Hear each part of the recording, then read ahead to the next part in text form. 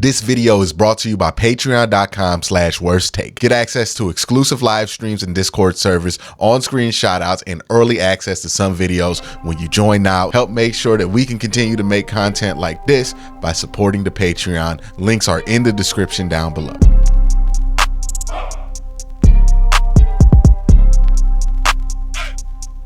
Another week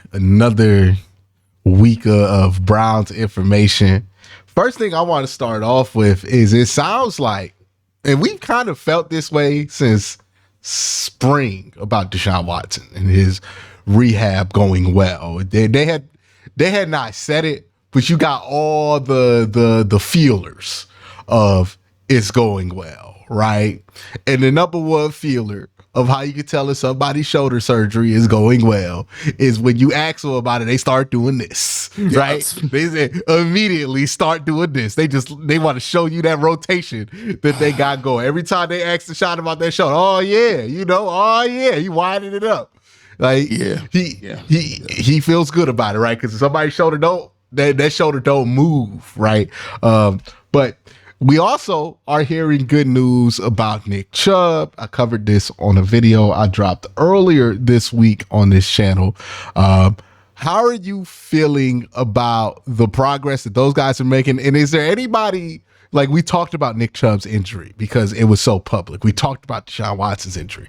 But there are some guys that are like, Mo Hurst, like, is he back at practice yet? We haven't really talked about that yet, right?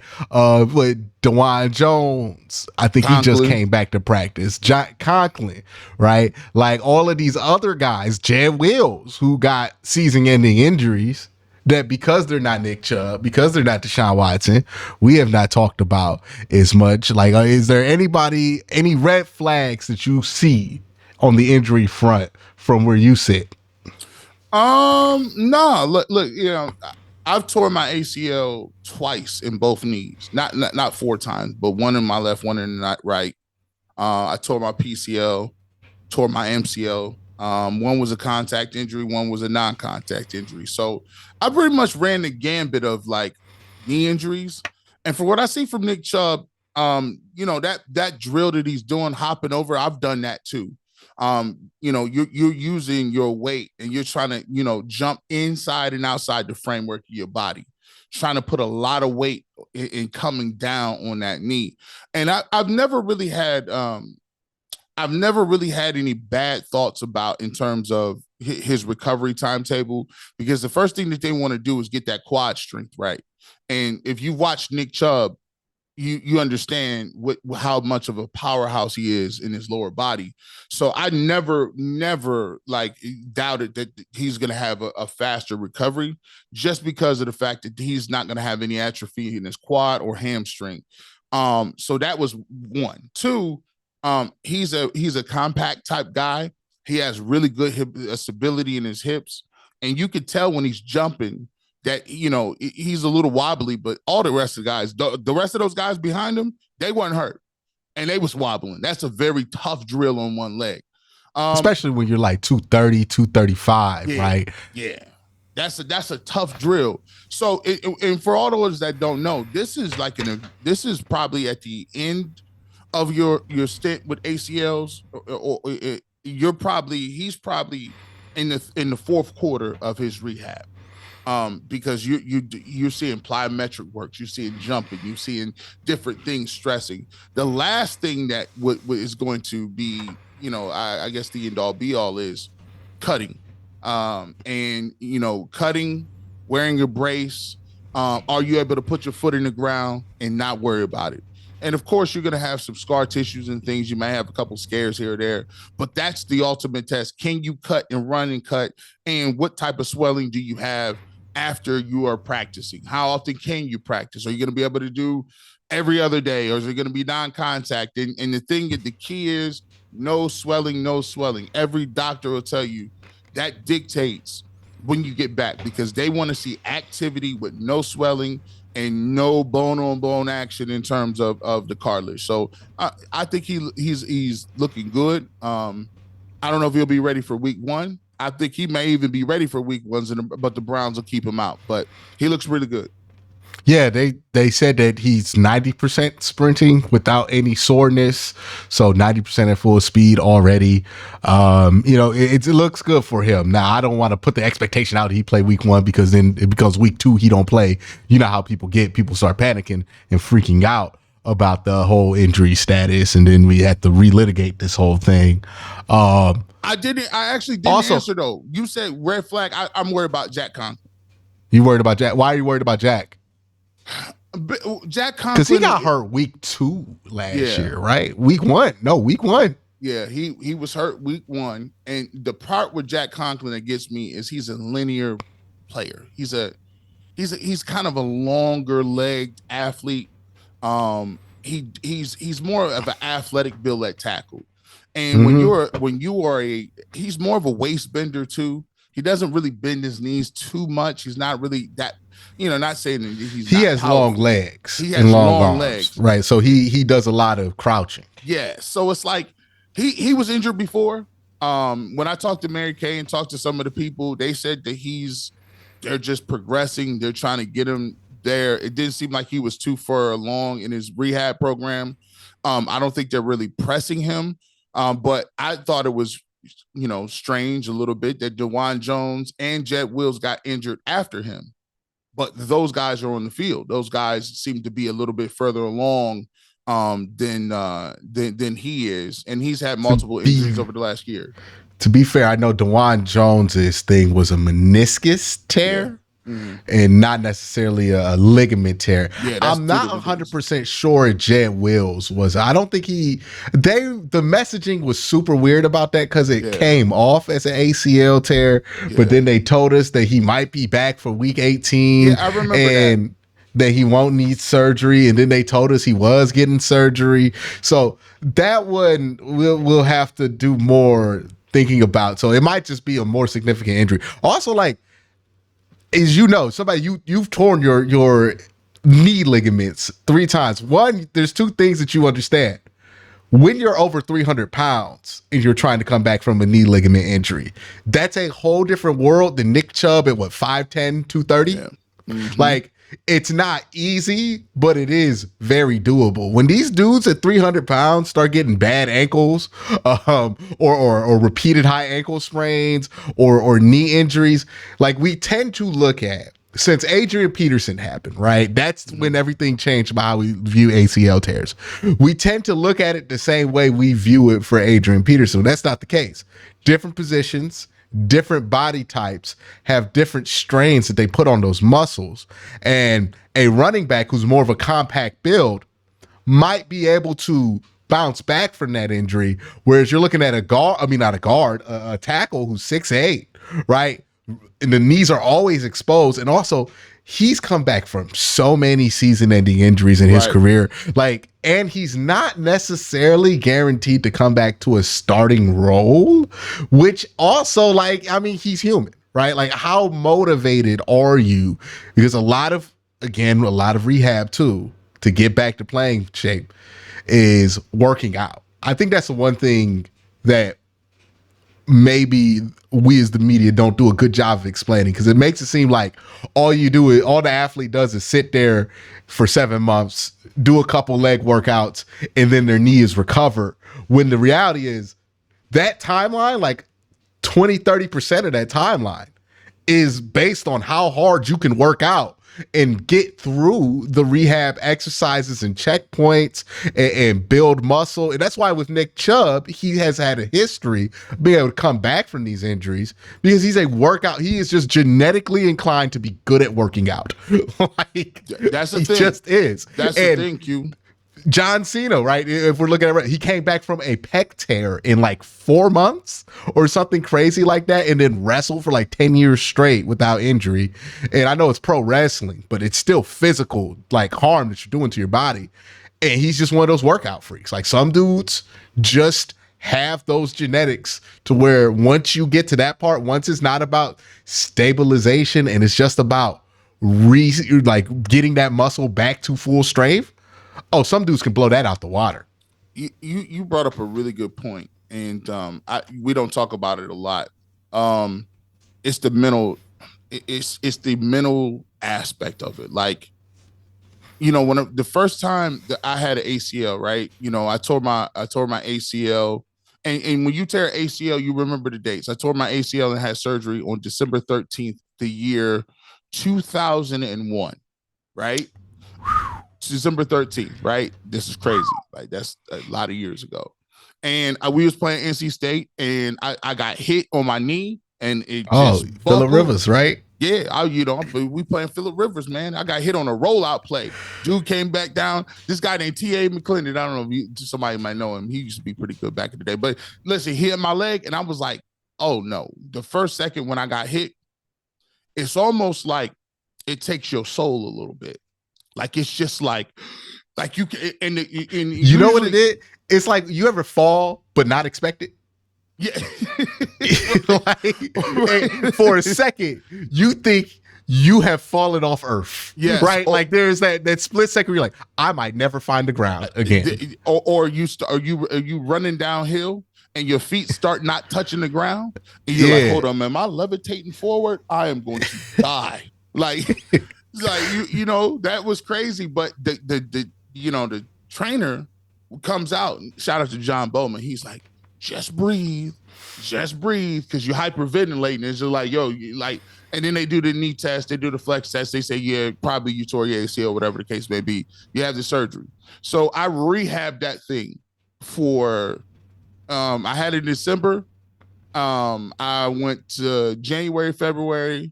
By the time August came around, by the time August was there, I was already running and playing again. I had a brace on and everything, but I was back. That knee was fine, right? In August, like 29th, tore my other ACL in a meaningless practice right before we played Pitt. And so what happens is you tear another ACL. That was a non-contact injury. I had both of those within an 8-month period. So basically what you're doing is rehabbing both of them. And what you realize is, after the first one, you got heart, you got energy, you want to be an inspiration. You like, I'm coming back better, everything you got. When you had that second one, I just was crying. I just cried because I was like, I got to go through this all over again. And that's the hardest part. Like that just, the grueling work is just, it's taxing. Or you ever had somebody turn off your video game right before you finish it? Or the power go out right before you save and you corrupt your data. Like you get back, or you write a term paper, and you get to 15 and you forgot to save it. Back when that was possible, like Google Docs now exists, but that used to be a thing. You could just lose your term paper and have to do it. And that feeling in your gut where you like, because that's what, whenever you see Jack Conklin on that cart and he is just down in the dumps, he's not like, damn, I'm gonna miss the rest of the season. That's something that's on his mind. But you know what he thinking? Dog, I gotta do this shit again. Some people just retire. And I wasn't, I wouldn't be surprised. And when it happened, I felt this way. I'm kind of surprised it hasn't came up. If Jack Conklin looked around and was like, I'm good, I'm out. Now, maybe he has a lot of that contract to rehab, like to get, right? Because he just did get a new deal a year ago. So maybe it might not be as much as an option as it was for Joe Thomas. But if he comes back and gets hurt again, it would just be like, and then it's hard to tear your ACL and get back to your regular job, right? Like, even if you are off, just to your regular job, right? Office job, right? To get to the point to where you could walk upstairs with confidence, where your knee ain't gonna give out and you ain't gonna be in no accident, right? Like that is difficult. Imagine getting that knee ready to play football again. Everybody is better. Everybody, all like, when you rehab, you're rehabbing to get the baseline, Q. You're rehabbing just to walk or jog. We ain't talking about, like, while you was doing that for all the months, like defensive ends were training. Yeah, Nick Chubb is probably at the point where if he were a regular person, his rehab from his ACL injury would be over with, right? Yeah, he's at work.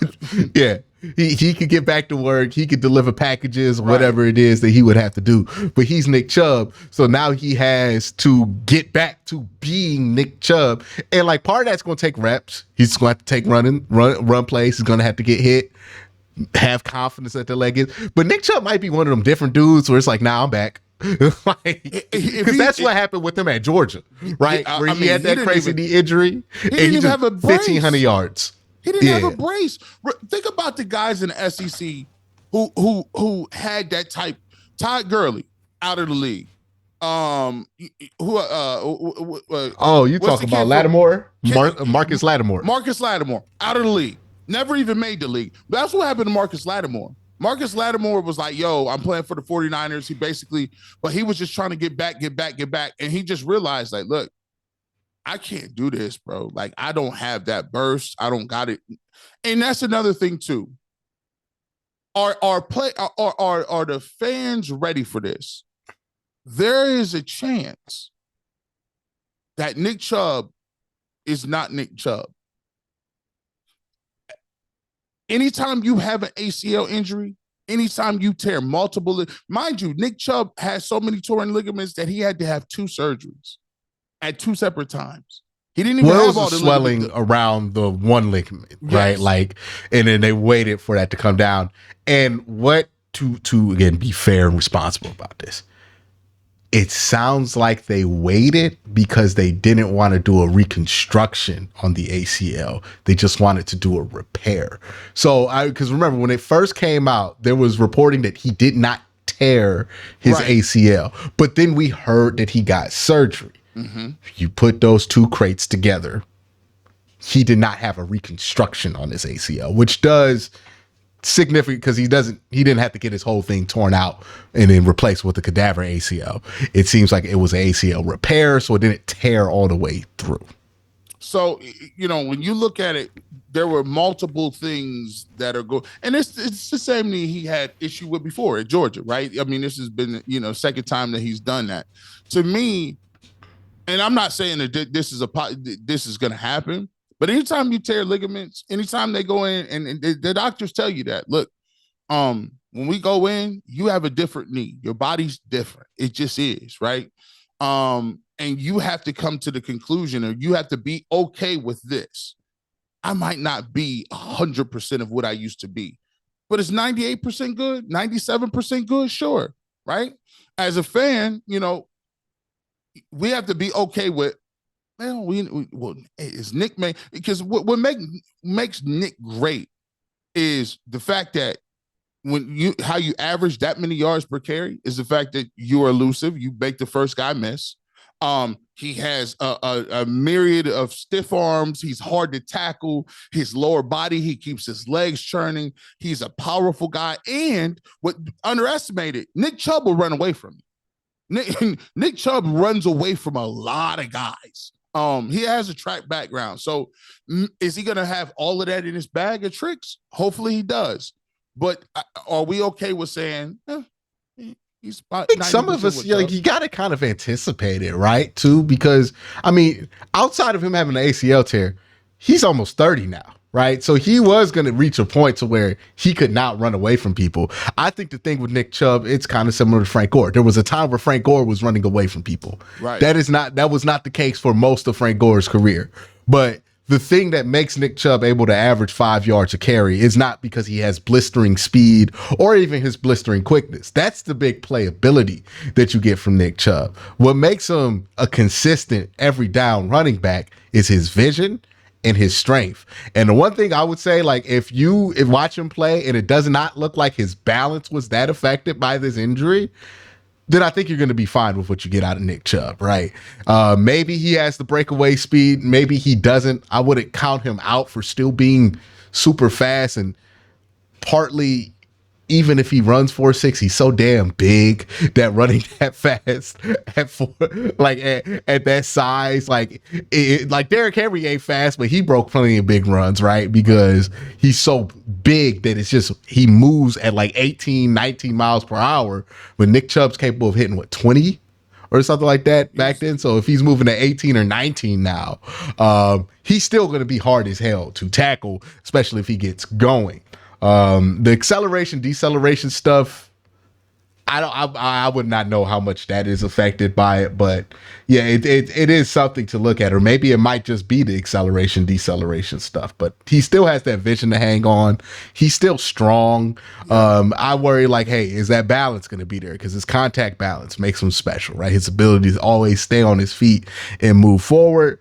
And if all those things are there, I'm confident in Nick Chubb's ability to move forward. Let's talk about the other injury elephant in the room, because we kind of got to all of them.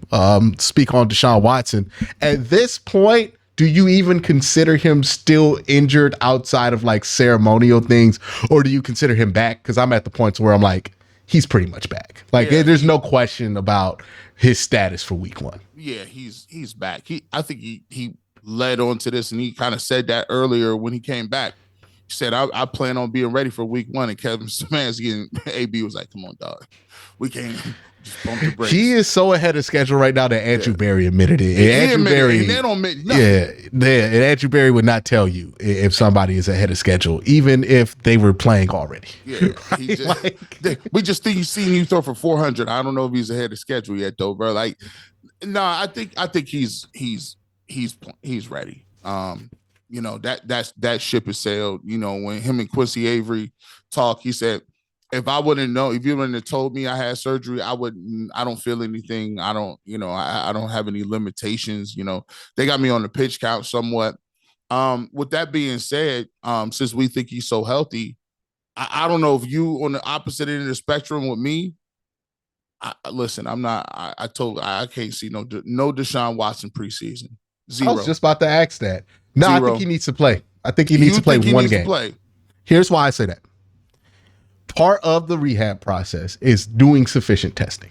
It is the thing that we want to avoid as football fans, because that's the most dangerous part of getting a player to come back, right? But what we learned is that, hey, in the lab, Deshaun Watson was good to go against Indianapolis. But them first couple times he really threw into that ball, boy, that shoulder didn't feel the same, right? When that game adrenaline is going, and you notice you played, when that game adrenaline is going, you do stuff harder. You throw the ball harder. You're stepping stuff harder. You're cutting harder. You're setting your feet. You're throwing the football harder when there's a live rush. It's just how it is. He needs to get out there for a series or 2. He's a big boy. He will be fine if he does it. But he needs to be out there for a series or 2. Really throw the football, like under duress, throw the football, get out there, get at a weird angle and launch the ball, partly for his own confidence, because this is not stuff I want to see him work out week 1 against the Dallas Cowboys on national TV, right? This is stuff that you kind of want to have worked out. And even if they decided, like, I think at least 1 is what's necessary.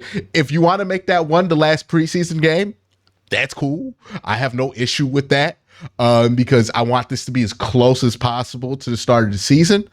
I get that we're worried about him getting injured, but there could be a possibility that you throw him out there week 1 and there's something you didn't catch because you didn't test him enough before putting him out there 40 passes against the Dallas Cowboys. And then all of a sudden he re-aggravates that shoulder, right? There's a risk of him getting injured, even if you put him in bubble wrap. And I'm not just talking about like random football injuries. I'm talking about specific to that shoulder. So for me, I would rather put him out there for a couple drives. Know you have the 2 weeks now between the start of the season, that last preseason game, to see if he's sore after throwing that football hard, after doing everything he needs to do. See if he's coming out there feeling fine. See if he needs extra treatment. See if something pops up, right? If there's a bruise somewhere that they couldn't see with the MRI, just figure that out. And then you go into the season knowing what you need to be prepared for, knowing what you need to game plan around. But you do need that game rep, those game reps. In my opinion, you can't replicate it at practice because you're not going to hit the quarterback at practice. You need to have those reps where he has the adrenaline going, and he's in game mode. Like, it's what, if you box, it's called fight speed, right? Or fight energy. You need him to throw a couple punches as if he's actually going to fight, right? Like, sparring is all good, but I think he needs to throw a couple game punches. That's why I wouldn't want him out there. That all makes sense. That like what you just said is beautiful. Like look, I'm sitting there thinking, I'm like, yeah, you're right. You know, game speed. There's one thing you can't do. You cannot calculate game speed. You gonna gonna go 100%. Actually, your body is just different. You don't even be thinking about going harder. It's just is like. Yeah, everybody. It ain't no like. Oh, I think you be more focused, right? At practice, you be having kind of a. Yeah, okay, yeah. It's autopilot. Sometimes you locked in, sometimes you not. But in the game, you get that focus going. You can tell them eyes get big as hell when the quarterback be out there all focused. There is even something to be said. You know, Ken Dorsey will be the guy in his ear. He'll be calling the plays, and he needs to have a cadence on what he's calling. He has to have a cadence on and listening to him. So all that, but man. I would say that stuff that could be figured out in practice. Like that, I think we put far too much. It ain't that hard for a professional to be like, all right, we're gonna go play call, personnel package, and any other options that you have. That's gonna be pretty easy for. He's played enough offenses to figure it out. He's had like 5 offensive coordinators throughout his career. I was thinking more of along the lines of the I guess the. Getting to know him, like sometimes they might call it in and be like, "Man, I hate that play," but then again, they probably have gone over. You go through that in practice. It's 11-on-11s, joint practice, like that kind of stuff. You can figure it out at practice. The thing that I'm like, it's the stuff with the body. It's like, hey, I understand everybody is so cautious, and nobody wants to have a preseason injury, but you do need to have him play football before he goes out there and sees Micah Parsons. Right, like I would. Here's the thing. I would. And by the way, Jed Wills, you need to be out there in the preseason because I just thought about you gonna go up against Micah Parsons. That's the exact type of dude that's been running you up a wall for your whole career. So yeah, we gonna find out how we feel about Jed, dog. Hey, listen, he got a couple of them. He got a couple. You got Josh Allen the next week too. Well, Josh Allen, see.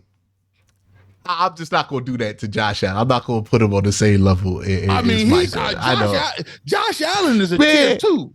He's a tier 2 pass rusher. Okay. It's like this, dog. If you played Ohio State 1 week, okay, yeah, Arizona State no scrub, but I bet you it ain't gonna feel like Maurice Claret running through the C gap. I mean, Arizona State, you know, like it's levels to it, right? You know what I'm saying? It's levels to it. Look, I promise you, after blocking Micah Parsons and Myles Garrett all summer, Jed Wills will see Josh Allen and feel like he playing in slow motion. I mean, Josh Allen, I ain't gonna go that far.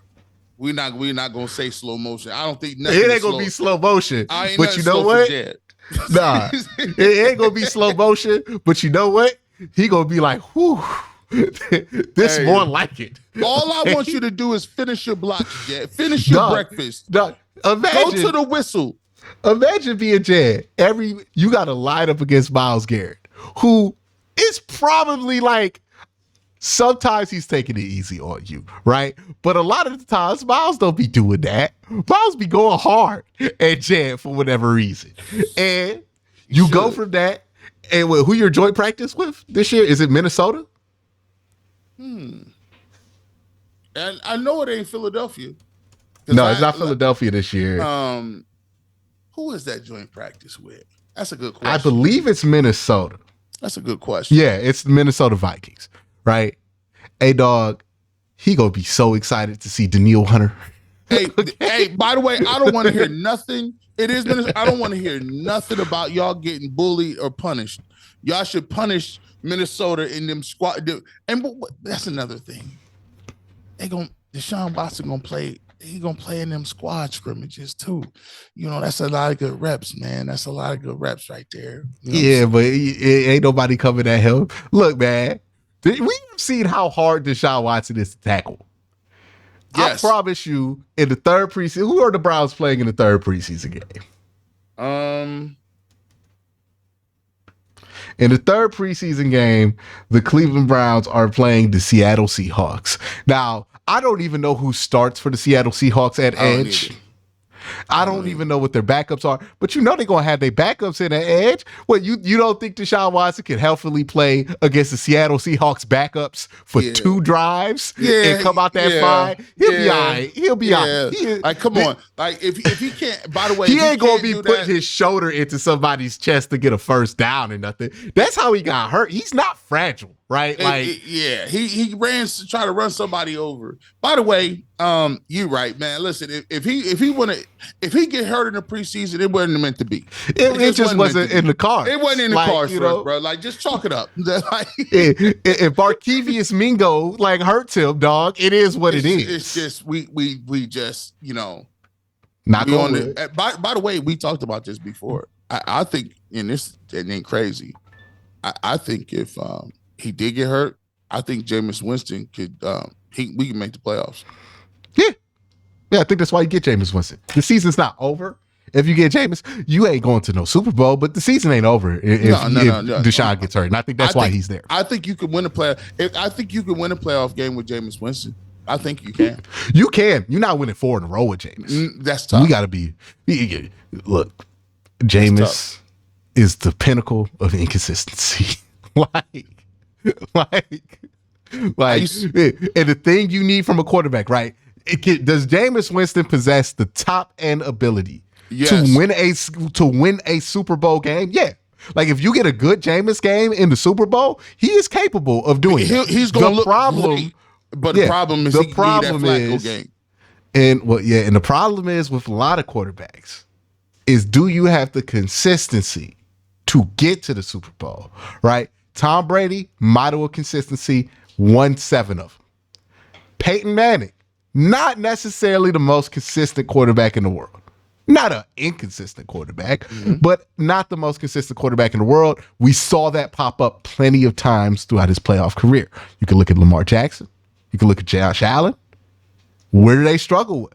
Consistency, right? Like, those guys who can give you that high end, I think sometimes we overrate that high end, but you got to give credit to Brock Purdy, right? Brock Purdy with 2 NFC championship games so far in his career.